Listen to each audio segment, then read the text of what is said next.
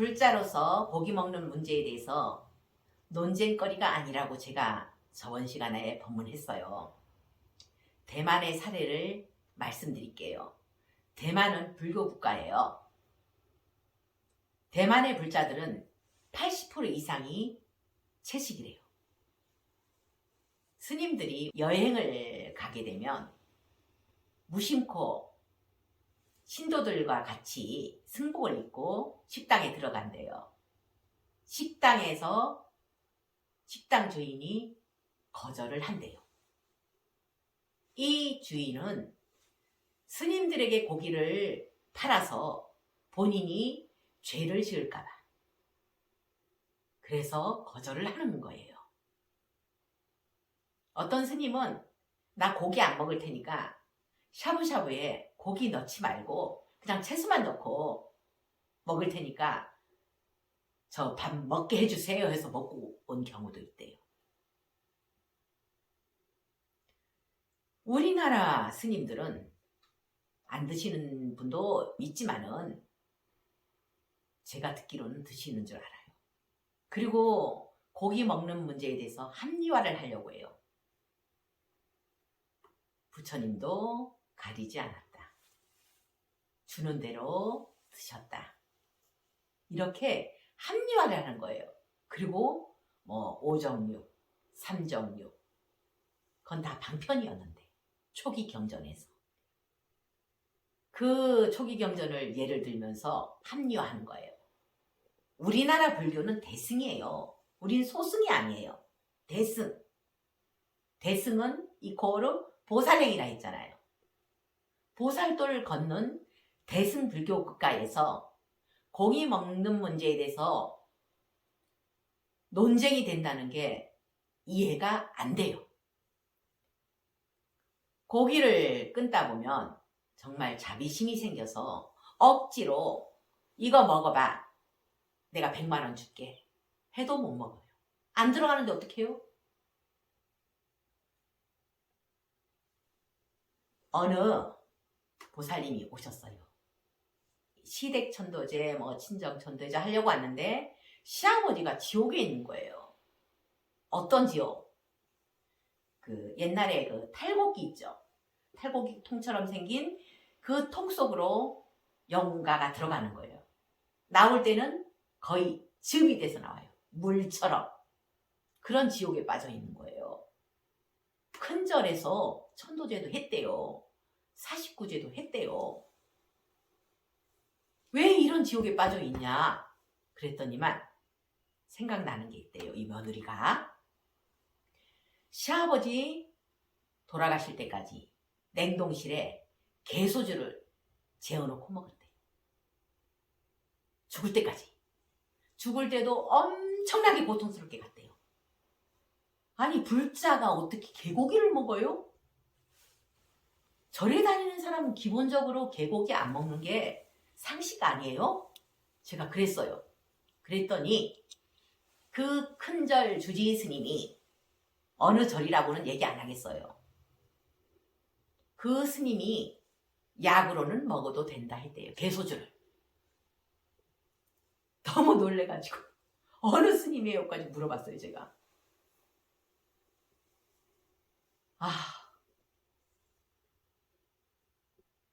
신도를 지옥으로 가게 만들었잖아요. 그럼 그 스님은 지옥으로 안 떨어지겠어요? 지옥으로? 더한 지옥으로 떨어지겠죠. 신도를 망쳤잖아요. 그 한마디가. 그럼 당신은 약으로 먹는다는 거 아니겠어요? 어떤 거든지. 어떤 생명이든지 약으로는 먹는다는 거 아니겠어요?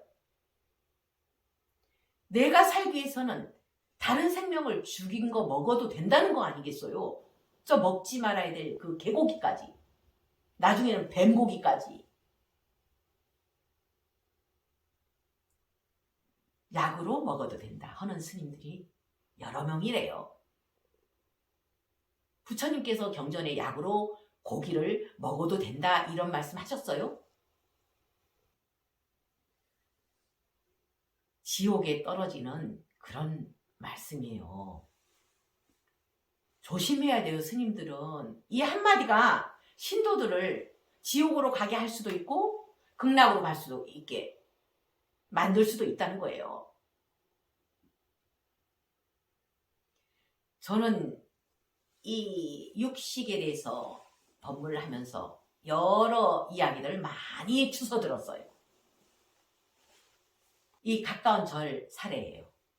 거기는 동안거도 해요. 신도들이 100일. 하한거도 해요. 100일. 그러고 나서 동안거 끝나면 신도들끼리 스님하고 같이 회식을 가요. 몸보신 하려고. 갈비찜. 안 하는 게 낫죠. 동안거 안 하는 게 낫지. 잘못돼도 엄청나게 잘못된 그런 우리나라 불교예요. 우리나라 불교. 부처님과 같이 우리는 행동해야 된다고 했어요. 부처님처럼 하기 위해서 우리는 불자가 된 거예요. 근데 거꾸로 가잖아요. 거꾸로. 청개구리처럼. 거꾸로만 하잖아요. 부처님이 이렇게 하라면 또 거꾸로. 지옥 가는 일만 남았다는 거예요.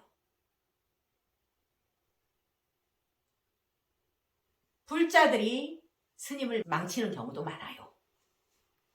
스님 몸보신 시킨다고 살아있는 전복 절에 갖고 와서 전복죽 끓여드리고 몸보신하라고. 살아있는 영덕계 이거 비싼 거니까 스님 갖다 드리라고. 어느 절에 스님한테는 말벌주를 갖다 줘요. 말벌주. 그 말벌주 먹고 어떻게 하라고요? 말벌 지옥에 가라고요? 잘못돼도 엄청나게 잘못된 우리나라 불교. 왜 깨달음이 없는지 한번 생각해 보셔야 될 거예요. 스님들, 불자들. 그렇게 열심히 하는데 왜 집안 엉망진창이겠어요? 30년, 40년 절에 가서 아비라 기도하고 빡세게 기도하는데 왜 집안 엉망진창이겠어요? 부처님과 거꾸로 가기 때문에. 부처님 말씀하고 거꾸로 청개구리 같이 가기 때문에 그래요. 입의 즐거움을 못 끊는 거예요. 이제까지 먹었던 그 즐거움을 못 끊는 거예요. 오늘 들은 얘기 있어요. 내가 아는 스님이에요. 한두 번 봤어요. 스님하고 그 동생이 다 대장암 걸렸대요. 70대 초반. 둘 다 대장암이에요. 그 두 스님은 절에서 돼지고기를 엄청 많이 먹어요. 그것도 다른 종단이면 말을 안 해요. 조개죠. 신도들 돼지고기 사와서 매일 먹는 거예요. 매일. 그거 없으면 안 된대. 이 스님은. 결국 대장암 걸려서 지금 고생하고 있대요. 사무장 하는 동생도 대장암 걸리고. 그 대장암이 뭐예요? 고기 먹으세요. 고기 먹어서. 수행하라고 머리 깎아놓고 옷차림은 승복을 입어놓고 승복 입은 채로 고깃집에 들어가고 일반인들이 째려보는데도 당당하게 먹어대요. 몇 년 전에 이런 얘기도 있었어요. 고기 먹는 거를 합리화하려고. 법으로. 그런 시도도 있었어요. 기가 막히죠. 기가 막혀. 아니, 승복을 입었으면 뭔가 달라야 되지 않겠어요? 일반인과 똑같이 하라는 거 아니잖아요. 뭔가 달라야 되는데 똑같이 살려고 해요. 나 인간이니까 먹어야 돼. 나 몸이 약하니까 먹어야 돼. 그런 핑계를 대요. 몸이 약하니까 먹어야 돼. 약으로 먹어야 돼. 그럼 안 먹는 스님들은 건강한 건 뭘로 설명하겠어요? 평생 안 드신 스님들 건강한 건 뭘로 설명하겠어요? 원래 타고났다고요? 업장소멸 됐기 때문에, 고기 안 먹어서 업장소멸 됐기 때문에 건강한 거 아니겠어요? 몸이 약하면 더 먹지 말아야죠. 몸의 병은 살생업으로 오고 고기 먹은 걸로 오는데.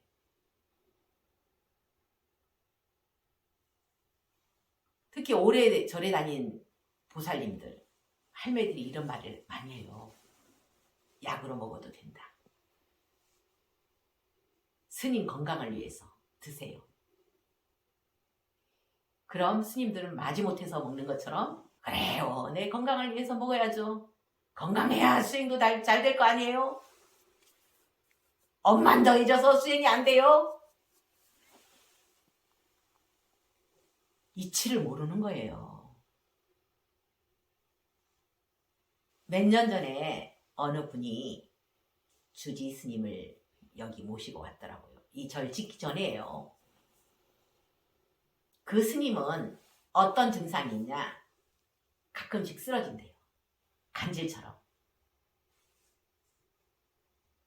뭐 세방골이가니 뭐 이상이 있어서 이런 식으로 얘기를 하더라고요. 눈을 딱 감고 보니까 산낙지가 보이는 거예요. 스님, 산낙지 드세요? 엊그제도 먹었는데. 고향이 산낙지 많이 나오는 전라도 거기래요. 어려서부터 먹었으니까 스님 돼서도 못 끊는 거예요. 산낙지를 어떻게, 그것도 전통 사찰 주지 스님이. 그래서 제가 한마디를 했어요. 스님, 계속 산낙지 드시면 골수암 걸려서 죽게 돼 있어요. 스님은. 왜? 산낙지는 가장 깊은 곳을 파고들어요. 통발에 가장 깊은 곳을 파고들기 때문에 우리 몸속에 가장 깊은 곳이 골수예요. 거기를 파고들어서 자리 잡아요. 에너지가. 그래서 골수암으로 죽게 돼 있습니다. 이랬더니만 깜짝 놀라죠. 골수암으로 죽는다는데 또 먹겠어요? 끊었겠죠. 확인을 안 했지만. 정말 이런 이야기가, 이런 사례가 한두 가지가 아니에요. 저는. 누구는 옛날 먹었던 갈치구이 안 먹고 싶겠어요? 제주도 갈치구이요. 참 맛있었어요. 그것 때문에, 갈치구이 먹었던 것 때문에 그 과보는 받았지만 제가 머리 깎았기 때문에 끊는 거예요. 부처님처럼 살아야 되기 때문에 끊는 거예요. 이젠 먹으라고 갖다 줘도 못 먹어요. 하나의 생명으로 생각들기 때문에, 나와 똑같은 생명으로 생각들기 때문에 이제는 100만 원 줄게요 해도 못 먹어요. 죽는 게 낫지. 내가 병이 걸려서 저 돼지를 잡아먹으면 내 병이 낫는다 해도 저는 죽는 걸 선택하겠어요. 왜 업을 더 지어요? 덜 짓고 가야지. 내가 살겠다고 다른 생명을 죽여요? 전에 이야기 속으로가 생각나요. 1970년도에 시골에 파리들이 많아요. 신혼부부가 시골에 사는데, 아기도 없이 사는데,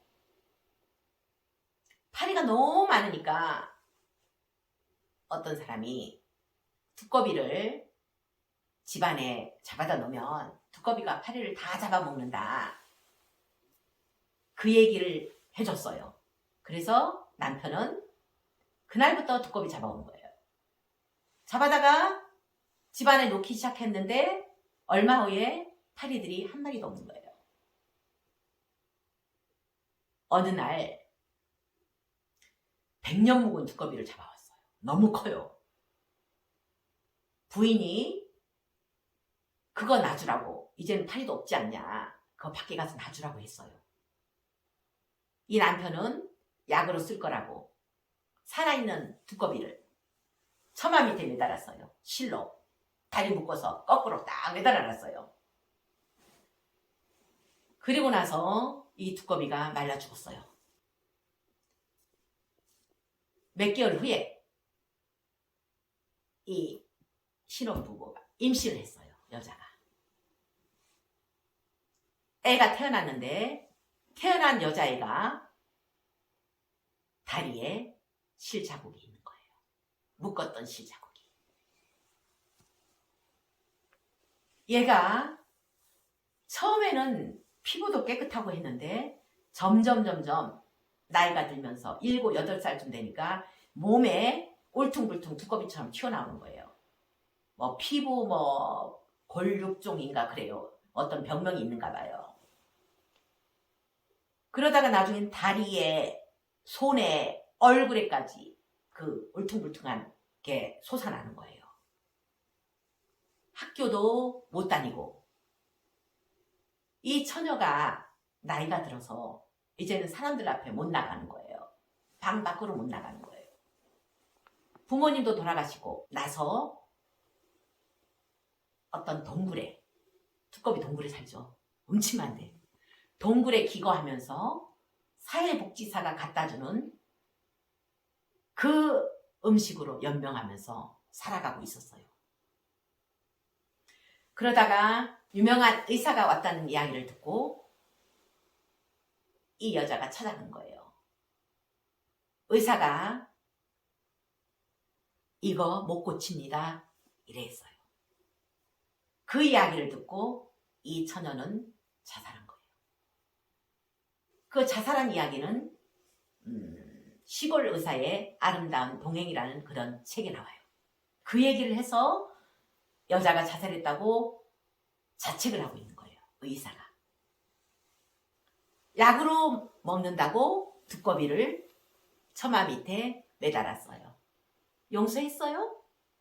나 약으로 먹습니다 해서 두꺼비가 용서했어요? 빚 받으려고 왔잖아요. 자식의 모습으로. 자식을 통해서 고통을 줬잖아요. 그 다음 또 한 사례. 옛날에 60년도에 자식이 둘인데 먹고 살기 힘들고 영양실조에 걸릴 판이에요. 옆집에서 간 낳은 강아지 3마리를 준대요. 가서 꼬아 먹으라고. 그래서 어미개 몰래 강아지 3마리를 안고 왔는데 이 개가 쳐다보고 눈물을 흘리더래요.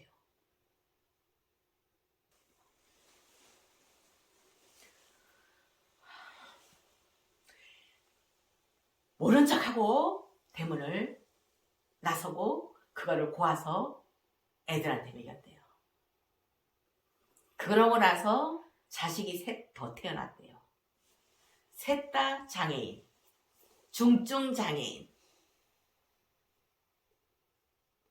이 엄마가 죽을 때 그 정상인 자식에게 이야기를 했대요.